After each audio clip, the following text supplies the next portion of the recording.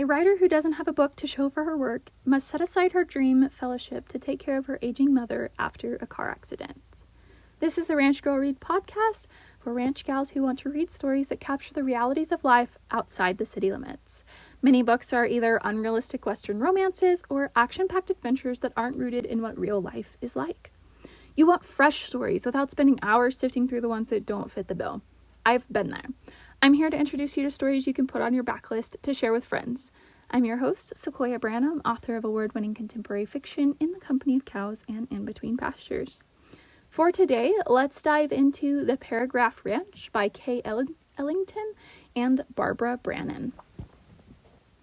Every writer knows you can't go home again, but that's just what is required of West Texas D. Bennett Kaufman. When her mother is badly injured in a mysterious car accident, single again, Dr. D has never been on the A-team in her trendy East Coast MFA program. When a prestigious summer fellowship gives her the chance to finally finish her book, salvage her career, and spend some quality time with her college-age daughter, Dee is certain her luck is about to change.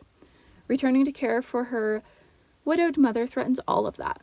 With so much at stake, Dee engineers a series of unorthodox strategies and creative trade-offs to keep her options in play, and despite herself, finds friendship, love, and the power of words in the unlikeliest of places. Ellington and Brannon have set this story so deeply in the small West Texas town that the setting becomes a character all itself. Not so much with the setting becoming a villain as sometimes it can, though it does pose its own trials, more so that the setting comes to life in the story, so I so clearly fell in love with it too. I'm from a small town, and they just set that small town feel so deeply, where your neighbors know what you're doing before you do, and you can't take a walk without somebody saying something to someone else, and it starts a whole trend, all the things like that, and they just did such a good job of creating that. The characters felt like small town characters. Vast majority are plain people that have personality, though maybe not super vibrant people, and I think that's actually really refreshing. It's fun to have characters that seem almost out of reach of you ever becoming their caliber of person, and it does kind of give you something to aspire to, but at the same time, just having people that feel like the same caliber of person that I am was just refreshing. Of like, so much can happen in these small towns, and so much goodness. So that was really refreshing. Dee and her siblings have such a true sibling dynamic. From growing up with two sisters to watching my aunts and uncles as adults, it fit the image perfectly of there's that sibling dynamic and disagreement, but you're adults now, and so how does, try to act like an adult, but you still have some of those childish tendencies when interacting with your siblings, and it was so good. Miss Alice Bennett came through as the most vibrant character to me. She's full of spunk and not afraid to say what's on her mind. It makes for prickly situations that, from the reader perspective, are hilarious. I feel like, again, such a typical character in a lot of ways. Kind of the grouchy old woman that's hard to get along with, but as the story unfolds, you see a lot of the why. And I think the timing of this story, I think it's one of those contemporary stories that we have slightly aged out of. iPhones, smartphones were just becoming a thing in the timing that this story was set.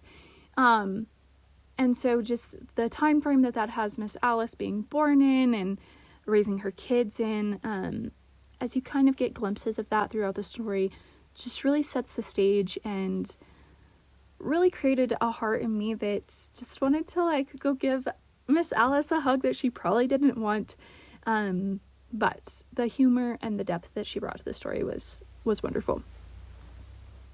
This story's plot is really clear. We know that Dee is juggling the desire to connect with her mom and daughter in ways that she hasn't been able to in the past, while needing and wanting to write her manuscript for the sake of her job. Both storylines are very clearly carried through the entire book and wrapped up in a satisfying ending. So both Ellington and Brannon did a wonderful job with that. There is a poem as part of the story towards the ending that is so well written and sets the scene and the story and the characters so well. And that was a lovely part to get to listen to as I listened to the audiobook. There are also quotes at the beginning of every chapter that, as a writer myself, were so fun to hear.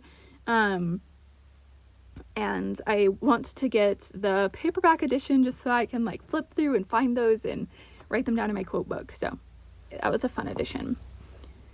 The one thing that I would ask for if I could change something about this story is to add a little bit more character to our main character. Of the whole cast, Dee can be the dullest of the crowd, and while I can relate to that, I don't know how interesting of a main character I would be. It felt a little funky to want the scenes for other characters instead of the one that I'm supposed to be rooting for. However, the story was still very enjoyable, and I think that comes back to that aspect of all of the characters were plain people, but who had their own story. And so that includes Dee. Maybe add a little bit of vibrance there, but their stories were so clearly written out. Dee's story is so clearly traceable through the whole book that it is still very enjoyable. This story is definitely written for adults, especially as Dee is well into her adult years with a grown daughter. However, there aren't any themes that are unfitting for teens. There are a few cuss words, but nothing that appears on every page or gets too in-depth. So I think it is safe to enjoy with a range of ages. Now for a little quote to be able to give you an idea of this story. There wasn't a soul in 1,100 square miles of Caprock County, Texas, willing or able to take on the care of Mary Alice Bennett, not for love or money. Of course, who in their right mind could blame them? That's what it felt like to Dee, anyhow, who was beginning to wonder whether her mother's reputation hadn't linked to every home health agency in West Texas. She repeated the words in a tone of rising frustration. 6 weeks waiting period? I feel like that just sets the stage for where we're at in this story, the type of person that Miss Alice is, and where Dee is at as we start the story. I have only listened to the audiobook. It is a well done production. Enjoyed it a lot. The story is available in paperback and ebook as well, though.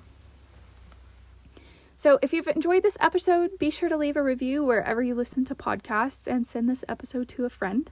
Word of mouth is the top way that both podcasts and books reach new people to enjoy them. As always, for a bite-sized introduction to a story set deeply in the ranching lifestyle of Texas, hop on over to my website for your free first chapter of In the Company of Cows. That website is sequoiahbranham.com/newsletter. There will be a link to that and to get your own copy of The Paragraph Ranch in the description below. For a little nugget of what I have been up to lately, this feels like such a touristy thing to say, especially like a Texas touristy thing, but have y'all been to Buc-ee's? The gas station that got famous for their bathrooms, but are also a great gift shop and barbecue joint. I think you know what I'm talking about. I'd been to one several years ago, and at that point kind of thought they were overrated. I did not have any jerky at that point, FYI. But I kind of was like, okay, I've been there, moved on with my life. In the last few months, my husband and I have been to the Amarillo Buc-ee's probably a half dozen times. And now I'm one of its biggest fans. In fact, it's my new life goal to work there. So that's how that has escalated. The first time we went, we both thought we'd just go once, enjoy the hype, and then go on about our lives. But we got trapped and keep getting trapped for no less than a half an hour anytime we go by, which is anytime we're in Amarillo. So if you haven't been, I hope you get the opportunity and totally recommend it. The brisket is great. The jerky might be better, and you can probably get something for everyone on your Christmas list. In fact, we're planning to do some of our Christmas shopping there. So, it's a marketing genius. Somebody has such a business head on them. But it's a fun place to be. So much to see and enjoy and laugh at and just the fact that there are so many things with this beaver's face on it is just so entertaining. So there's my Texas touristy thing.